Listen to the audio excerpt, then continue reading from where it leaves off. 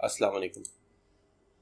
आज हम माइक्रोसॉफ्ट की एक्टिव डायरेक्टरी के बारे में उसको इंस्टॉल करना सीखेंगे, उसको कॉन्फ़िगर करेंगे, इंस्टॉल करेंगे। विंडोज़ 2016 जो हमने लास्ट वीडियो में इंस्टॉल, अगर आपने मेरा वीडियो देखा है तो हमने 2016 सर्वर इंस्टॉल कर लिया था और उसके अंदर हमने देखा था कि किस तरह आप उसके अंदर रोल्स या फीचर्स आप उसमें इंस्टॉल कर सकते हैं। तो वही उस तरह का ही हम एक रोल इंस्टॉल करेंगे जो कि एक्टिव डायरेक्टरी एक फ़ीचर। एक्टिव डायरेक्टरी एक डायरेक्टरी की सर्विस है जो कि एक नेटवर्क के ऊपर लोगों के क्रेडेंशियल्स को वेरीफाई करने की सर्विसेज ऑफर करती है। यानी कि अगर आपके पास कोई भी वेब सर्वर है या कोई भी डेटाबेस सर्वर है तो उसके ऊपर उसको लॉगिन करके उसके ऊपर लोगों उसको सर्विस यूज़ करने या उसको एडमिनिस्ट्रेटर करने के लिए अगर यूज़र आईडी पासवर्ड की रिक्वायरमेंट है तो वो रिक्वायरमेंट बजाय उसके कि आप उसके ऊपर सेट करें और हर सर्विस का एक अलग यूज़र आईडी पासवर्ड की सर्विस हो, तो उससे आप नेटवर्क पे अपने नेटवर्क पे मौजूद एक एक्टिव डायरेक्टरी या कोई भी डायरेक्टरी सर्वर एलडैप सर्वर को आप ये रिस्पॉन्सिबिलिटी दे सकते हैं। तो जब भी आईडी पासवर्ड की जो भी रिक्वायरमेंट होगी वो सारी सर्विसेज एक नेटवर्क के ऊपर रहते हुए वो एक्टिव डायरेक्टरी से लेंगी और उसी के यूज़र। तो इससे फ़ायदा ये हो जाता है कि एक ही आईडी पासवर्ड आप मल्टीपल सर्विसेज के लिए, या अगर एक कंपनी की बात कर लें तो उसको कहते हैं हम सिंगल साइन ऑन की सर्विस मिल जाती है। आप कोई भी सर्विस यूज़ करें, आपके एम्प्लॉयज़ कोई भी सर्विस यूज़ करें, चाहे वो फाइल सर्विस हो, इंटरनेट सर्विस हो या वेब सर्विस हो, कोई भी सर्विस हो, तो वो आईडी पासवर्ड उनका सेम ही चलता है। तो ये बहुत आसानी हो जाती है। ज़्यादातर यूज़र्स को काफ़ी प्रॉब्लम होती है अपने आईडी पर अगर मल्टीपल हो तो आईडी पासवर्ड याद रखने के लिए। तो ये सर्विस हम अभी इंस्टॉल करते हैं। इसको इंस्टॉल करने के लिए सबसे पहले जो चीज़ ज़रूरी है वो ये है कि आपका जो नेटवर्क है उसकी आईपी फिक्स्ड हो। उसकी आईपी फिक्स्ड हो तो ये हम देखें, हमने एक आईपी उसको ऑलरेडी दी हुई है 10.0.0.1 और वो हमने उसकी आईपी फिक्स की हुई है। प्लस उसका जो डीएनएस सर्वर है एक्टिव डायरेक्टरी में का बहुत कोर क्रिटिकल पार्ट होता है कि आपका जो डीएनएस सर्वर है वो आपका उसी सर्वर को, क्योंकि उसके ऊपर हम डीएनएस की सर्विस भी होस्ट करेंगे। इसके बाद हम नाम, क्योंकि हमने इंस्टॉल किया था तो एक ऑटो जनरेटेड नाम था जो कि बहुत टिपिक एक मतलब कॉम्प्लिकेटेड सा नाम था, तो उसको हमने रीनेम करके विंडीसी कर दिया है। वो ग्रुप अभी फ़िलहाल वहीं पे रहने दिया है हमने और उसको नाम चेंज कर दिया। नाम चेंज करने के बाद it is always recommended that you restart your machine which we are going to do just now. ये रीस्टार्ट हो रहा है। रीस्टार्ट होने के बाद हम इस पर एक मरतबा फिर एडमिनिस्ट्रेटर की आईडी से लॉगिन कर लेंगे। एडमिनिस्ट्रेटर की आईडी से लॉगिन कर लिया है, सर्वर मैनेजर खुल गया है। इसके बाद हम सर्वर मैनेजर के अंदर ऐड रोल एंड फीचर्स के ऑप्शन पे क्लिक करेंगे। ऐड रोल फीचर का विजिट खुल जाएगा। इसके अंदर वो हमसे पूछेगा, इंस्ट्रक्शंस देगा। उसके बाद हमने रोल बेस्ड को सिलेक्ट करना है, आगे चलना है। फिर अपने सर्वर को, क्या वहाँ पर एक ही सर्वर है यहाँ पे मैनेज करने के लिए, उसको हम करके आगे बढ़ेंगे। यहाँ पे हमने आके सिर्फ और सिर्फ एक्टिव डायरेक्टरी की सर्विस जो कि हमने सेलेक्ट करनी है। इसके बाद जैसे ही हमने वो सेलेक्ट की तो उससे रेलेवेंट कुछ फीचर्स ऑटोमेटिकली टिक हो जाते हैं। उसको इंस्टॉल करने के लिए आपके पास कुछ और मज़ीद फीचर्स आपके पास जो रिक्वायर्ड हैं तो वो आप उस पर आप ओके कर देते हैं, जिसकी वजह से वो आगे उनको भी सेलेक्ट कर लेता है। इसके बाद आपसे वो एक और एज्यूर के ऊपर अगर आपको कनेक्ट करना है ऑफिस 365 के ऊपर इसी एक्टिव डायरेक्टरी को सिंक कराना चाहते हैं तो उसका भी उसने ऑप्शन दिया था, which is we are going to skip right now. ये ऊपर हमने इस पर क्लिक कर दिया कि जैसे ही ये सर्विस इंस्टॉल हो और अगर किसी सर्वर को किसी भी वजह से कॉन्फ़िगरेशन के दौरान रीस्टार्ट कराने की ज़रूरत हो तो हमारी ज़रूरत ना हो, ऑटोमेटिकली ये जो विज़ार्ड है इस सर्वर को भी रीस्टार्ट करा देगा। जस्ट हमने we have to tick that. इस स्टेप के अंदर आपका एक्टिव डायरेक्टरी की सर्विसेज अब इंस्टॉल हो रही हैं। कीप इन माइंड ये इंस्टॉल हो रही हैं, कन्फिगर अभी नहीं हुई। एक सेकंड स्टेप जो है वो हम इस स्टेप को कंप्लीट होने के बाद हम उसको चलाएंगे। बिल्कुल, अब ये हमारे पास एक्टिव डायरेक्टरी कंप्लीट हो गई है। इसके बाद आपके पास एक एक्सक्लेमेशन मार्क आ रहा है कि आपने एक्टिव डायरेक्टरी तो इंस्टॉल कर ली है, अलबत्ता उसकी पोस्ट डिप्लॉयमेंट कन्फिग्रेशन करना बाकी है, यानी कि इसको कन्फिगर करना बाकी है। तो उस पर हमने क्लिक किया तो उसका एक और विजिट चल जाएगा डिप्लॉयमेंट कन्फिग्रेशन का। यहाँ पे हमसे वो पूछ रहा है ये जो एक्टिव डायरेक्टरी है, आया ये किसी और एक्टिव डायरेक्टरी को किसी और डोमेन कंट्रोलर को का एक बैकअप डोमेन कंट्रोलर बना रहे हैं आप। ऑलरेडी एक डोमेन है, इसमें आपने चाहते रहते हैं कि ये डोमेन कंट्रोलर का एक एडिशनल बन जाए। हमेशा एक medium to large size environment में हमेशा ये जो एक अच्छी हिकमत अमली रहती है कि आप एक से ज़्यादा डोमेन कंट्रोलर्स बनाएं, ताकि अगर एक डोमेन कंट्रोलर बैठता है तो आपके पास ये ऑप्शन मौजूद हो कि आप उसको आपका जो ऑथेंटिकेशन की सर्विसेज है नेटवर्क की, वो रुके नहीं और उसके ऊपर दूसरा डोमेन कंट्रोलर उसको संभाल ले। इसके अलावा जो सेकंड ऑप्शन है वो है add new domain to an existing. अच्छा, हम क्योंकि एक ब्रांड न्यू डोमेन कंट्रोलर है और इस वक्त मेरे पास नेटवर्क पे कोई ऐसा फॉरेस्ट नहीं है जिसको मैं ज्वाइन कराऊँ, तो मैं इसको न्यू फॉरेस्ट को सिलेक्ट करूँगा, ऐड न्यू फॉरेस्ट, और उसका रूट डोमेन जो मैं रखता हूँ उमूमन अपने वीडियोस में, उसको मैं यहाँ पे नाम दे दूँगा taaleemservices.com। ये करके मैं उसको नेक्स्ट कर दूँगा।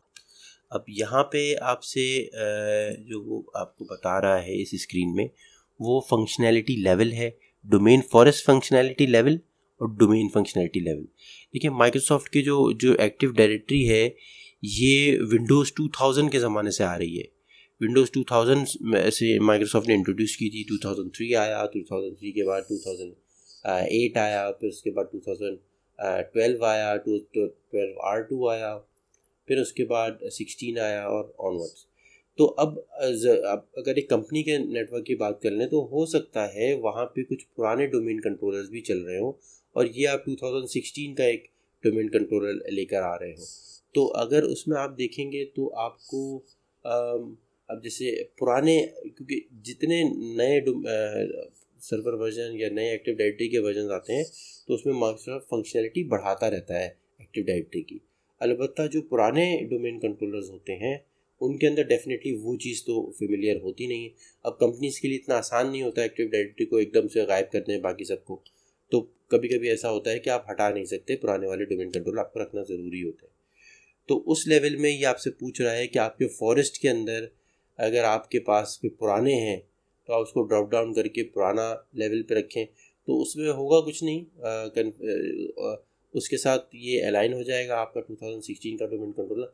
अलबत्ता कुछ फंक्शनैलिटीज़ जो है जो कि हाई लेवल की फंक्शनैलिटीज़ हैं एक्टिव डायरेक्टरी की, वो शायद आपको ना अवेलेबल हो पुराने, क्योंकि आप कंपैटिबिलिटी कर रहे हैं पुराने डोमेन कंट्रोलर्स के साथ।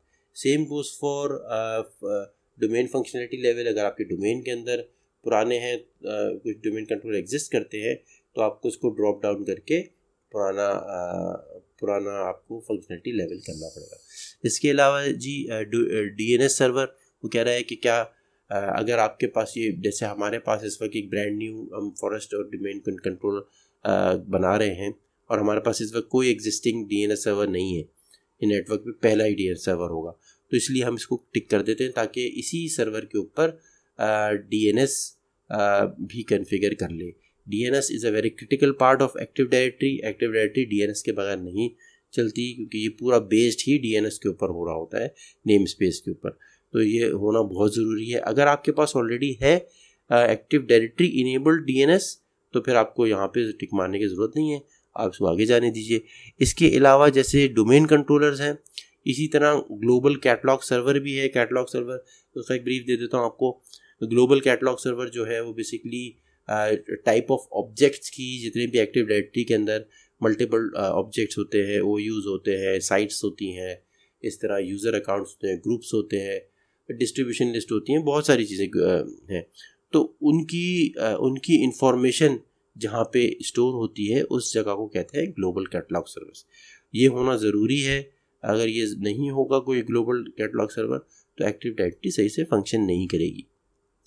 तो यहाँ पे अगर आप चाहें तो आप इसको ग्लोबल कैटलॉग को बाय डिफ़ॉल्ट ये क्लिक ही हुआ होता तो हम इसको ऐसे के ऐसे रहने देते हैं। इसके अलावा एक रीड ओनली डोमेन कंट्रोलर है। कभी कभी आपके पास ऐसी रिक्वायरमेंट आती है कि आप एक ऑफिस में है और वहाँ पे आप आपके ब्रांच ऑफिस में आप चाहते हैं कि वहाँ पे भी लोग आपके एक्टिव डायरेक्टरी के साथ कनेक्ट हों, तो आप ये रीड ओनली डोमेन कंट्रोलर जो ये वहाँ पे रख देते हैं ताकि लोग उससे ऑथेंटिकेट हो सके। अलबत्ता उसके ऊपर कोई ऑब्जेक्ट क्रिएट नहीं कर सकते, वो बैठ के सिर्फ उससे आपके डोमेन कंट्रोलर से वो सिंक होगा। इसके अलावा जो नीचे है वो है पासवर्ड है। अगर आपका डोमेन कभी आपको रिस्टोर कराने की ज़रूरत पड़े बैकअप से, तो आपके पास ये पासवर्ड जो भी हम यहाँ देंगे वो आपको याद होना बहुत ज़रूरी है। तो अब पासवर्ड दे देते हैं इस पर जाके। पासवर्ड ये याद रखना बहुत ज़रूरी है, तो उसको कहीं पे राइट करके रख लें।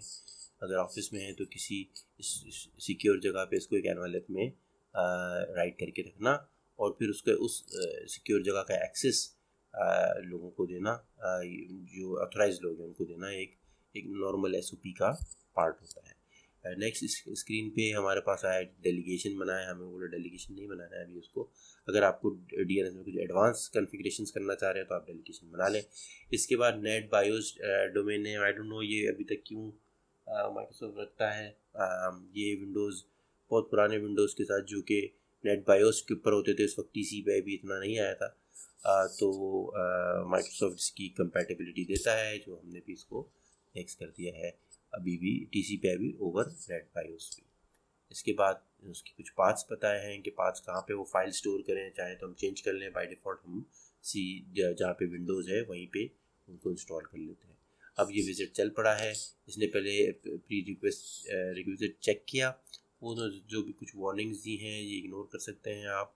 अनलेस अनटिल कोई रेड मार्क आए तो उसके बाद तो खैर ये आगे बढ़ेगा ही नहीं, तो आप उसको इग्नोर करके आप स्टार्ट कर सकते हैं। ये कुछ वार्निंग्स हैं बेसिकली कि आपकी फंक्शनैलिटी लेवल अगर कम रखा हुआ है आपने तो उसके साथ कंपैटिबल नहीं होगा, या DNS का वो नहीं बनाया तो उसके कुछ अजम्पशंस कर लेता है ये कि अब ये हो सकता है, ये भी आपको सामना हो सकता है, तो आप उसको पढ़ लें तो आपकी नॉलेज में इजाफा होगा। और अगर आपके लिए वो कोई मेक ब्रेक सिचुएशन है तो आप उसको पहले रेक्टिफाई कर लें इस विजिट को कंप्लीट करने से पहले। तो ये विजिट चल पड़ा है, ये थोड़ा सा टाइम लगाएगा। ये इसको देखते हैं बैठ के, थोड़ा सा इस वीडियो को भी फॉरवर्ड करते हैं ताकि हम एंड स्क्रीन के ऊपर आएँ जहाँ पे हमारी सारी हमें एक्टिव डायरेक्टरी एक्चुअली नज़र आएगी ये कैसे वो इंस्टॉल होती है। ये देखिए ये रीस्टार्ट कर रहा है अभी, ये रीस्टार्ट का उसने बोला था, मैंने टिक किया था, तब ये ऑटोमेटिकली खुद ही रीस्टार्ट करेगा इसको।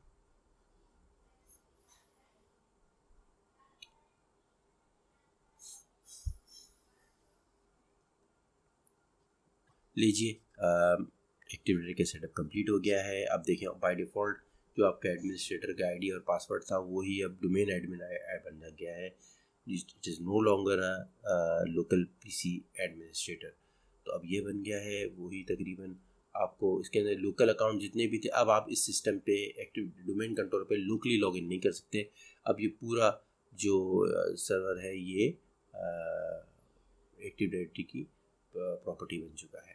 इसके अलावा ये टूल्स में अगर आप जाएंगे वहाँ पे देखेंगे मल्टीपल आपको टैब्स नज़र आ रहे हैं, ये ऑप्शन जो कि पहले नहीं थे अब आपको एडमिनिस्ट्रेटिव टूल्स में नज़र आ रहे हैं जो कि एक्टिव डायरेक्टरी से जिनका ताल्लुक है। यहाँ पे जाके यूज़र्स क्रिएट करेंगे, ग्रुप क्रिएट करेंगे, ये हम इंशाल्लाह आगे आने वाले वीडियोज़ में देखते हैं। आपको वीडियो पसंद आया होगा। थैंक यू, अल्लाह हाफ़िज़।